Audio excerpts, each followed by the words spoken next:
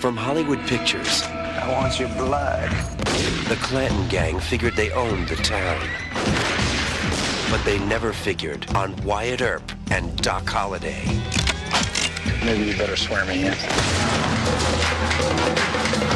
Together, they brought justice to the West. You tell them I'm coming! And hell's coming with me! Tombstone, rated R. And background? Action. Actually, I like doing ensemble movies because you create mini stories within the story that build up the emotion in the movie. I see it like a very new Western. I've never seen a Western of this sort because you have all these characters. We have 85 speaking parts. And every actor has built his own character. The screenplay suggested that this was the real Wyatt Earp, so I did really want to play the real Wyatt Earp. So I did read a lot of stories that have been passed down through the family. I've had access to through Wyatt Earp III, who is working on this show. Everyone agreed to do this because they wanted to recreate the history the closest way they possibly could to how it actually happened. I think Kurt Russell is probably going to go down in history as playing the best Wyatt Earp ever played because it shows the human side of him. The Westerns that I've seen in the past, Wyatt Earp is basically just a lawman, a real straight line lawman. Didn't really ever explore the realities of the other sides of his character, a very dark side. A man who was not above cheating in a card game, not above cheating on his wife. He is a human being. He has flaws. He has faults. He doesn't come in and say Wyatt Earp hero. He's Wyatt Earp human being. To me, he's an interesting guy because he's 360 degrees. He did good things, bad things, and all the things in between. It's not like suddenly the Earps have come here to tame this town. They come here to get rich, just like we do. And every other boomer comes to a boom town. You come to do business and to make money. If we're successful at what we're trying to do in demythifying these people, we will have achieved something that hasn't been done before in dealing with Doc Holliday and Wyatt Earp. And that's a real interesting relationship. I mean, that's a very, it's a bizarre relationship. Doc had helped him find a man he was looking for in Texas as a marshal, and they became friends from that. Odd pair, though, because Wyatt Earp was a straight lawman and Doc was being a gambler was a fine profession, and you could stand for your honor by killing someone if they called you a cheater, which people did to Doc, and he killed them. Also, he just, killed people that he didn't like. I just think that Doc was always there for Wyatt. They understood each other, they were fair with each other, they didn't step across each other's boundaries ever. And interestingly enough, in all the Wyatt Earp, Doc Holliday relationship movies that have been done, and there's been like some 50 of them over the years, they've always had a confrontational aspect to them. And we don't. Ours is not without its slight weirdness between the two, but it's not confrontational. And every version of the story of Doc Holliday and Wyatt Earp that I've seen, they end up removing the real story to dramatize the dynamics of these characters, and they usually put them against each other, which is odd because the actual story is so fascinating that it works rather well that they are legitimate friends. Val has, I think, gone into the heart of the real Doc Holliday, which I've never seen it on film. I've never even seen anybody attempt the Southern accent, let alone his refined Southern quality mixed with his refined Southern psychotic look at life that is very different from anything else. He was the son of a highly cultured Southern aristocrat, born in 1851 on the banks of the Chattahoochee. And his father became the mayor of Valdosta, Georgia. He fell in love with his first cousin who joined a nunnery. That threw him up north after the Civil War, where he studied dentistry. And then he discovered he had tuberculosis and gave himself over to his passions, which were drinking and killing and gambling. Doc Holliday was a stone-cold, gut-you-in-a-minute killer. He's a man that has a death sentence already, so he lives every day as though it was his last, and he has no fear. It's fun to kill bad men. I enjoyed that. Virgil represents the law the law for any era, you know, who's obstinate, strong, tough, has principles. The way I'm playing Virgil, he's the lawman. I mean, he's not wearing a badge when he comes in here, but right after he gets here, he's looking to pick it up. And it's just a matter of time. Virgil really has this great kind of this mask of civil duty and righteousness. But I really think that under it all, he just wants to kick some ass. My character, Morgan Earp, he's the kid brother. He's kind of a bit of a romantic. He's into spiritualism. He's also kind of the young guy who's got these two older brothers who he just totally lionizes and just adores. And he kind of wants to live up to them. Morgan and Wyatt were extremely close, and Morgan was just a nice guy. Everybody liked him. And he certainly looked up to Wyatt. I think it was a man's world. That's what I think. I really believe that it was a time for men to express themselves with their guns and their horses and the drinking and all that stuff. And I think that women were strong. You had to be to survive, but you were definitely in the secondary position. Josephine Sarah Marcus, who was a wealthy girl from San Francisco, from a Jewish family, who pretty much ran away from home to join this theatrical troupe. I think she had romantic visions of the West and finding a real Western hero type. She was kind of a high-spirited woman. I mean, she was crazy about Wyatt, and because he was that image of the strong, silent type who really took care of things. It really shows all these characters as fully rounded, fully developed people, which is what they were. Curly Bill and Johnny Ringo, for being bad guys, were charismatic, fun-loving, great guys who'd shoot you in the back. But, you know, it's an afterthought. It seems to me in the last decade, at least, movies have become so formulaic. You have your hero's sidekick, his girlfriend, and the villain. And the only question is, how big is the gun going to be that kills the villain? And the villain has no past life, no future life, no nothing. And so I was extremely pleased to read this script and find that, you know, my character has a whole life and a humanity, and Ringo's and Ike's and the McClurys, they're all people. They're human beings. And it's not like Hollywood heroes and Hollywood villains. You know, it's very important that your enemy or the nemesis in the movie should be as strong as your leading actors. To climb a hill is easy. To climb a mountain is difficult, you know, and that's how the nemesis should be. Curly Bill was a guy that, I mean, basically everybody liked him. He had a lot of dash about him, a lot of panache, and he would go into bars and buy drinks for the whole place. Drinks are on me, boys. We're living today. And this guy has a tremendous sense of humor, and he really just lusts for life. You know, he just eats it up. I mean, he's certainly got his mean streak and his killer streak, but there's a sympathetic quality to him as well. I tell you, boys, even I'm worried what's going to happen once Ringo runs this outfit. God have mercy. Michael Biehn has been exactly Byronic as Johnny Ringo. Well, this, I think, is the best role that I've had in a long time. It's written beautifully, and the character is very dark, very complex. By this time, Johnny was about 35 or 36 and could kind of see the law coming. His type of gunfight, it was beginning to be a thing of the past. I think he realized it and drank a lot. He's got a lot of problems that stem from his religion growing up in a really hardcore religious family, and he's really a tragic figure as far as I'm concerned. The way the script is written, there's a lot of people talking about Ringo, how crazy he is. And as an actor, if I have the rest of the cast telling the audience how dangerous I am, then I don't have to walk around with a chip on my shoulder. You know, the worst thing to do when you're playing a bad guy is to play a bad guy.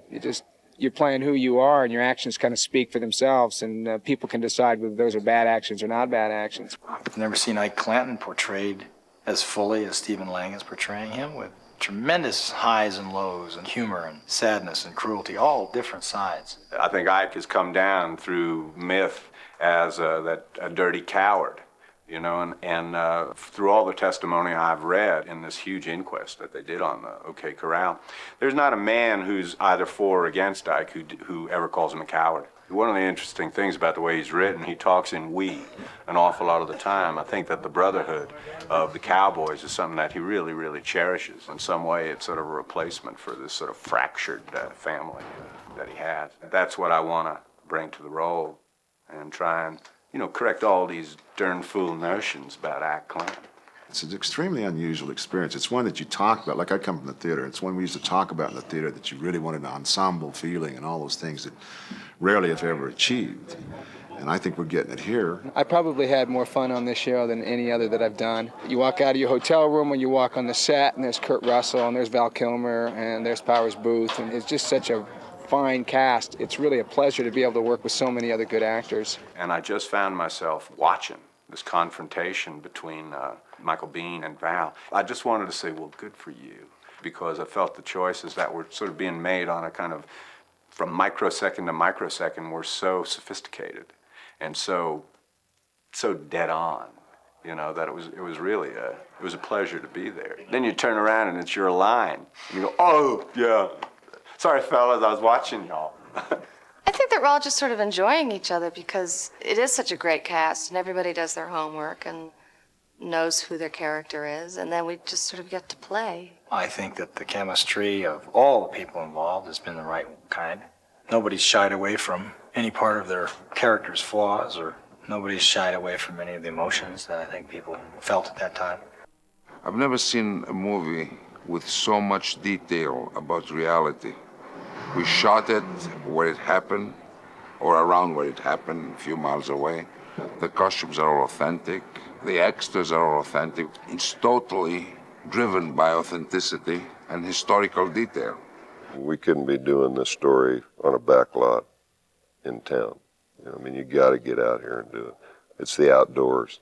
It's a chance to see big skies and wide open spaces, peopled by guys in period costumes and men on horseback. I love doing movies on location because you get the real places, and you can photograph real places that look much better than a set in a studio. Tombstone was a large town, about 4 or 5 cross streets, and we used 2 locations to enlarge the town, in Old Tucson and here in Mescal.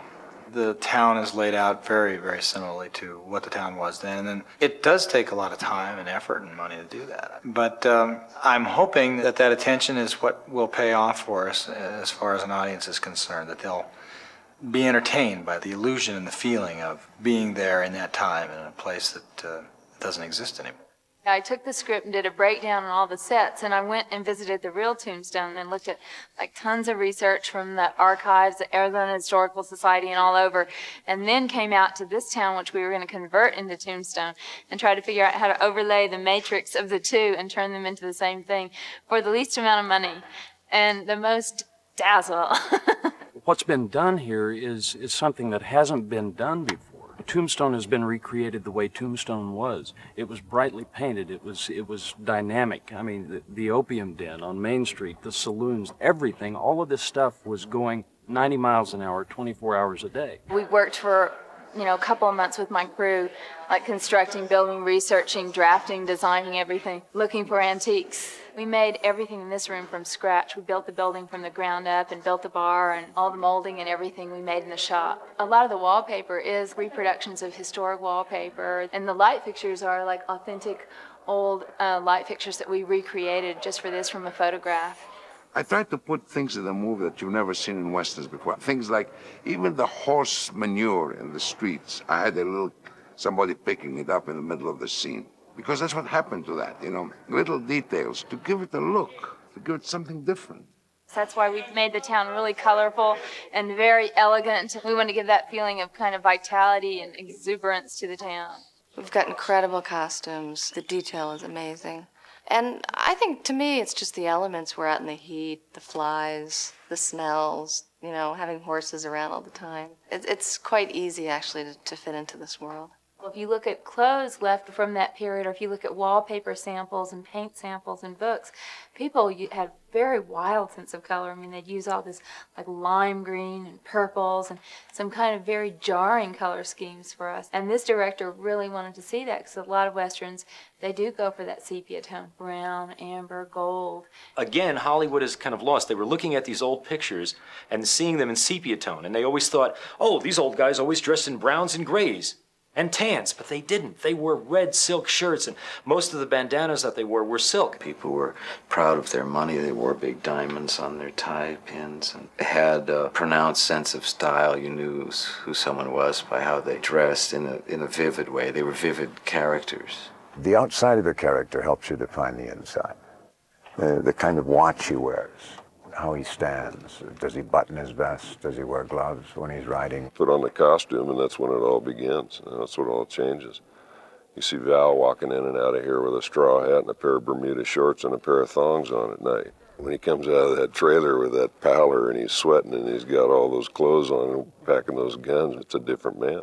I think every actor in the show has got their mustache or their beard, which a lot of people wore back then. And the wardrobe is really pretty exciting and different than a lot of Westerns. I think it kind of sticks with us when we're off the set, too. You know, I know this shirt is an absolute copy of the real deal from that period, and so are the hats. And this movie is going to look different than any Western anybody's ever seen. And I think it's probably going to look closer to what it really was than any Western that's ever been on the screen. On this movie, we've got original saddles from the 1870s and 1880s. Same thing with the guns. The characters are carrying the actual guns that the real characters carried. This is the buntline special that Kurt Russell carries, Wyatt Earp. We researched it. It has a 10-inch barrel, 45 Colt caliber, and this is the gun he carried in Tombstone, the OK Corral. This single-action Colt here is nickel-plated with ivory grips, and this is the gun that Michael Bean carries in it as Johnny Ringo, and Val Kilmer as Doc Holliday. They both use the same type of guns. They both like the nickel and the ivory. Other movies, you'll see them with these low-slung holsters and tied down and all of this. That never happened in the Old West. Every holster, every gun belt in this movie is authentic to the period. I happen to believe if you make it right for the people that know the difference, then the other people are going to get a lot more out of it at the same time. They hired a lot of reenactors as costume extras for this movie.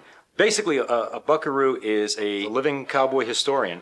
They're much better than hiring just the regular extras off the street because these guys come equipped with their costumes, their horses, their period saddles, and their guns. They know how to ride horses. They know how to handle the guns safely. It alleviates a lot of headaches for the production company, and they look good. I called one guy from Montana, and he was all excited. He says, I want to come down and work on Tombstone. I love the whole concept of the film.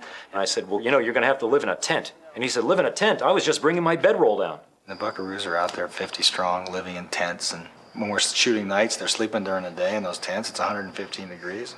They're part of what's going on. They bring all of that to the set. It really does make a difference. You know, you just sit around and you glance off and there won't be any cameras and there won't be any lights and there won't be any crew people, and you just see a couple of the extras and an actor or two lounging up against one of these buildings. You know, you see the mountains in the background and no telephone poles, and it really takes you back. I think it's always fun when you get an opportunity as an actor to be somebody, but it's even greater fun when you have the opportunity to go someplace and really exist in that place, and in our instance, time frame as well. Historically, it is the most glorified of all gunfights. I mean, it is the historic Old West gun battle. It was a fast and important gunfight. And that gunfight really began to quench the bad guys out of the West. That's why it's so important. It was illegal to carry guns in town. Virgil was enforcing a law that he had, posted. And he wasn't going down there to kill people. He was going down there to take their guns away from them. There's a lot of different accounts in terms of the motivations and the characters. There's accounts that said the Earps really did go down there to disarm these guys. Some people believe that they had a chance to teach these cowboys a lesson, and they knew that some of them were unarmed, and they went down there, and they bullied them into a gunfight. Most people are brought up to think Wyatt Earp was a hero and his brothers were heroes, and they were the heroes of the shootout at OK Corral. Well, that's not exactly the way it went down. You don't have to worry about a thing. I just went over there and disarmed. It is factual that Sheriff Bean said, you don't have to go down there, the OK Corral. I've disarmed them. Well, if they were going down there to disarm them, and he said that, why did they continue? They said thanks and kept on going to the OK Corral, which sort of tells me that they had plans other than disarming them. There was a lot of hatred on both sides that led up to this event. And they wanted to run us out of town. They threatened us, and a lot of people would have left town. These guys didn't leave town. They said, the hell with that. We're not going to leave town. And so they confronted these guys at the OK Corral.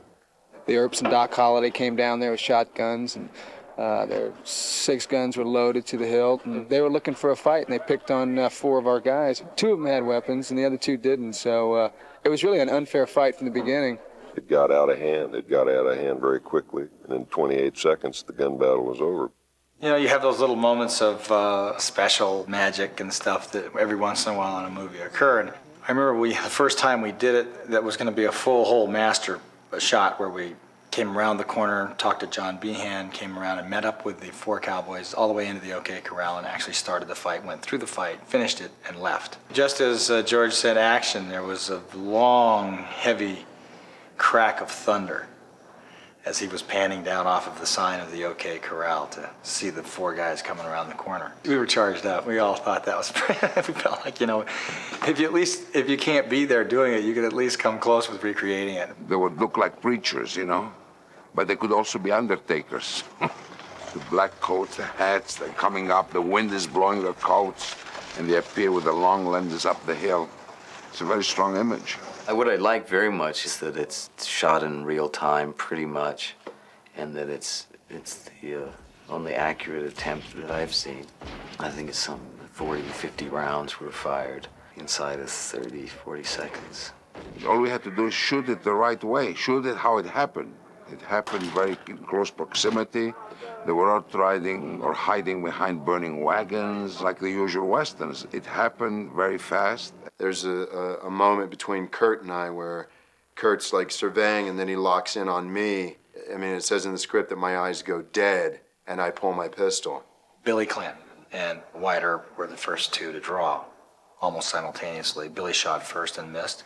And interestingly, Wyatt didn't shoot back at Billy Clinton. He shot at Frank McLaury and hit him in the stomach. And that gave Morgan time to shoot at Billy Clinton and hit him. And I think basically in that first split second, it's probably when that battle was pretty much decided. The first thing I see is my brother, Billy Clanton, being shot, and Frank McLaury go down. I see 4 undertakers dressed in black with guns blazing, and I know I don't have a gun, and I walk right into it and try and stop it. And Wyatt won't have it, throws me aside. I actually get shot 6 times, and the first bullet shattered his wrist, and he got shot in the stomach, and he went down, and he managed to shift over to his left hand, and he continued firing, and actually he shot Virgil in the calf, and he shot Morgan Earp in the shoulder. Everybody in the OK Corral basically moved and tried to get to a different position to either not be hit or to hit the other guy, except for Wyatt Earp. He literally stood on one spot. The guys who lived in that time who knew Wyatt Earp, they all said the same thing, that he was uncommonly cool under fire. He didn't have a sense of panic about him. He just didn't have that. We had worked long and hard on it, and then we spent 3 days covering it, you know, getting all the different pieces. It was a great 3 days, and the editor thinks it's the best action sequence he's ever edited, so I'm very excited about it. I'm hoping it looks as good as it felt. The OK Corral is the pivotal confrontation in the movie, and it pays off everything that happens in the first act, and it sets up everything that happens in the second act. I mean, because of the OK Corral, there are then acts of vengeance on both sides for the rest of the movie. Unfortunately, it was like throwing a rock at a hornet's nest, because there were a lot of these guys, these cowboys, and they had their own brotherhood and they had their own loyalties, and they wanted revenge. Morgan was killed and Virgil was maimed, and after that, Wyatt sort of went on a rampage and split up the cowboys, then drove the cowboys basically out of the Arizona territory. Most of the movies that dealt with Wyatt Earp in the past have used the OK Corral as the ending shot, the big shot. Big difference in our movie is we use it as a catapult to go into what happened after that incident. And then what happens afterwards was even more bloody and brutal than the actual fight at the OK Corral. The headlines in the paper the next day after the shootout at OK Corral said murders at OK Corral, and there was a big inquest, and half the town, you know, believed in what they did, and the other half of town didn't believe in what they did. And there were a lot of people around that really thought the Earps weren't any better than the Cowboys. The OK Corral was a turning point in American history. If the Cowboys had won that fight, the Earps had been killed there. If Wyatt Earp had shot at Ike Clanton, who was unarmed, I think the Earps would have gone to jail or been hanged. And the Clantons would have come out, history would have painted them the heroes. Strange, there's not a lot of difference between the law and the way the Earps did it and the way the cowboys did it, except that they had badges and we didn't. So, what is the law? Does the badge make you the law? That's one of the big questions of the movie.